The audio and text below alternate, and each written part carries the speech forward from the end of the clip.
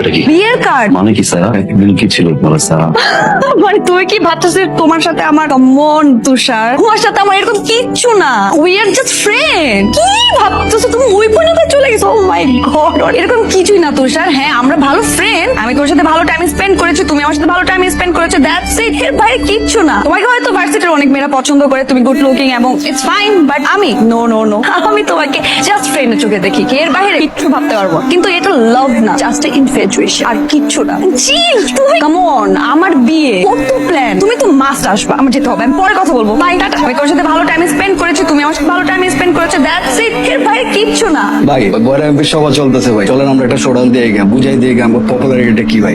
ভাবিও আছে ভাই, শুনলাম বিয়ে করে না করবেন ভাই। ভাবি কি রাজি হয় না নাকি?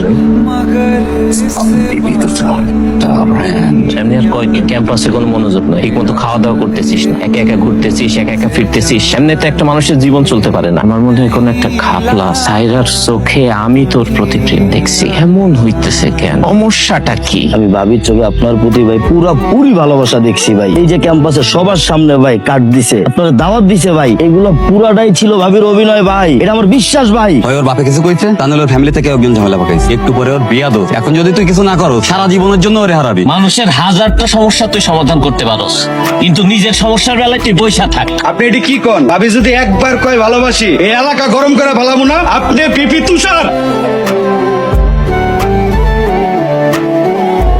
স্যার আমি তোমাকে ভালোবাসি, আমি থাকতে পারছি না স্যার, একটা সেকেন্ড আমি ঘুমাইতে পারি নাই। আমি কেমন একটা যন্ত্রণা পাচ্ছি স্যার, আজ আমি কখনো কোনোদিন পাই নাই। আমি তোমাকে ভালোবাসি স্যার, আর আমি এটাও জানি তুমি আমাকে ভালোবাসো। চাপটা কিসের স্যার? পরিবারের নেতা স্যার। আমি চা খেতে গেলে 500 বাইক আমার পিছনে থাকে, আমি ভিপি তুষার। আর যাকে ভালোবাসি তাকে উঠাই নিতে কত হাজার বাইক পিছনে থাকবে তুমি জানো স্যার, বাট আমি এগুলো চাই না। একটা ওয়ার্ডে আমাকে একটা অ্যান্সার দাও স্যার, আই প্রমিস আমি এখান থেকে চলে যাবো sir. Do you love me, yes or no?